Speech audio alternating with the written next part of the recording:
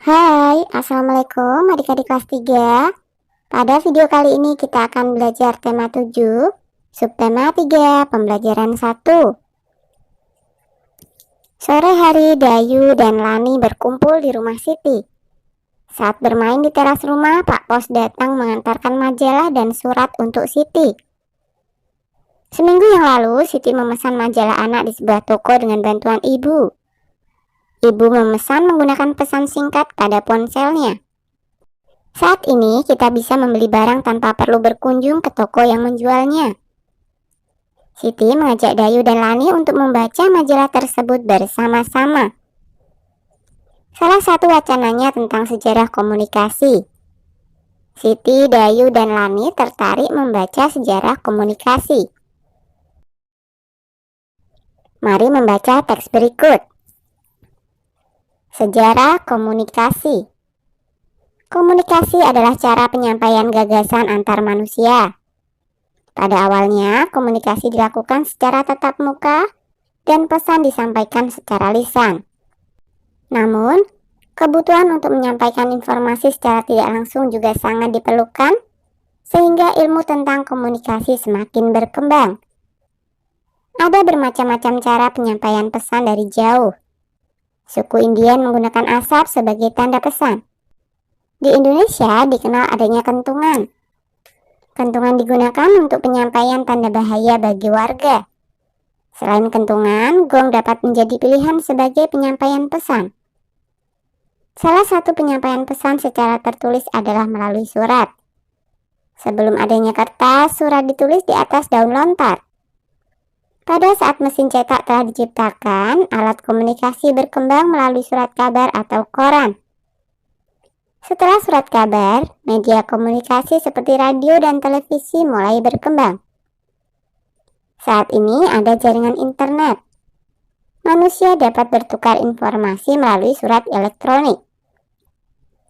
Manusia dapat juga bertukar informasi melalui berbagai jejaring sosial. Jejaring sosial dapat menghubungkan ke belahan dunia manapun. Apakah kamu masih ingat tentang kalimat pokok dari setiap paragraf? Nah, tuliskan kalimat utama setiap paragraf di bawah ini. Paragraf pertama, komunikasi adalah cara penyampaian gagasan antar manusia. Paragraf kedua, ada bermacam-macam cara penyampaian pesan dari jauh. Paragraf ketiga, salah satu penyampaian pesan secara tertulis adalah melalui surat. Dan paragraf keempat, saat ini ada jaringan internet. Ide pokok suatu bacaan dapat ditemukan jika kita membaca dengan teliti. Ide pokok ditemukan pada kalimat utama tiap paragraf. Ide pokok adalah gagasan utama dari bacaan. Setelah mengumpulkan kalimat utama dari tiap paragraf, maka dapat diketahui bahwa ide pokok dari teks bacaan di atas adalah: yang pertama adalah cara penyampaian gagasan antar manusia. Kemudian yang kedua, cara penyampaian pesan dari jauh. Yang ketiga, cara penyampaian pesan secara tertulis. Dan yang keempat adalah manfaat jaringan internet. Nah, tuliskan kembali kata-kata yang digarisbawahi pada kotak berikut. Ada kata gagasan, pesan, lisan, informasi, kentungan, penyampaian, surat, koran, media, dan internet. Carilah arti kata tersebut dalam kamus.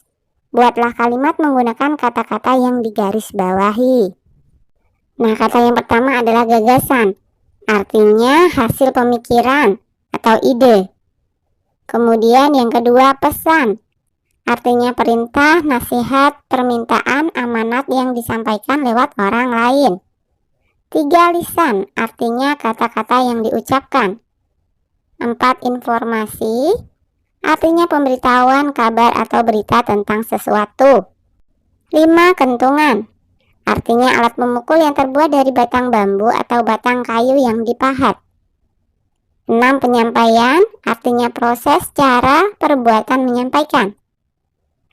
7, surat. Artinya kertas dan sebagainya yang bertulis. Berbagai-bagai isi, maksudnya. 8 koran, lembaran-lembaran kertas bertuliskan kabar berita dan sebagainya. Terbagi dalam kolom-kolom, 8-9 kolom, terbit setiap hari atau secara periodik. Surat kabar atau juga bisa harian. 9 media, artinya alat atau sarana komunikasi seperti koran, majalah, radio, televisi, film, poster, dan spanduk. Dan yang ke-10 internet, artinya jaringan komunikasi elektronik yang menghubungkan jaringan komputer dan fasilitas komputer yang terorganisasi di seluruh dunia melalui telepon atau satelit.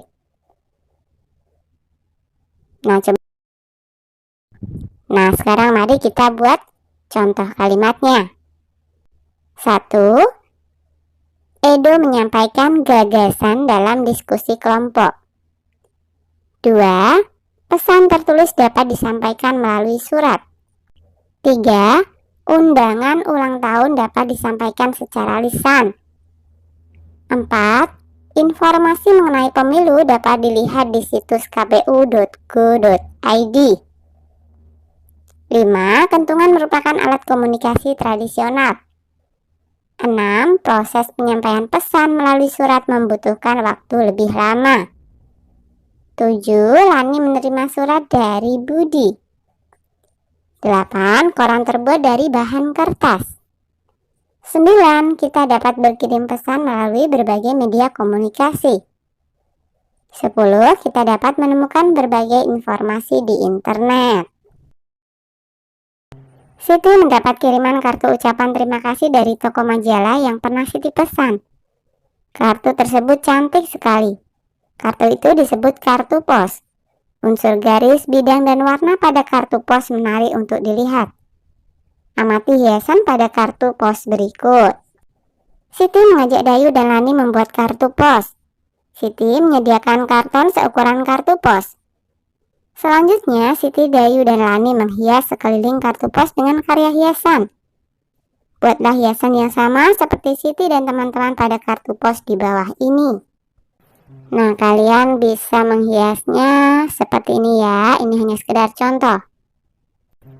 Siti, Dayu, dan Lani telah selesai menghias keliling kartu pos dengan karya hiasan. Amati gambar kartu pos yang telah dihias. Kartu pos mempunyai 4 tepi. Jumlah panjang keempat tepinya disebut keliling kartu pos. Persegi panjang mempunyai 4 sisi. Jumlah panjang keempat sisinya disebut keliling persegi panjang. Setiap bangun datar memiliki keliling. Kita dapat menemukan keliling dari setiap bangun datar dengan mudah. Keliling bangun datar adalah jumlah panjang sisi. Nah, amati berbagai bangun datar yang ada di kelasmu. Temukan kelilingnya bersama temanmu. Amati gambar-gambar di bawah ini. Tebalkan sisi-sisi yang membentuk keliling dari bangun tersebut. Contoh, keliling bangun persegi panjang ini adalah yang ditebalkan dengan warna hijau. Maka bangun yang pertama kelilingnya adalah sebagai berikut. Bangun yang kedua, bangun yang ketiga, bangun yang keempat, bangun yang kelima, bangun yang keenam, bangun yang ketujuh, dan bangun yang ke-8. Oke, sampai di sini dulu video kali ini ya. Sampai jumpa di video berikutnya.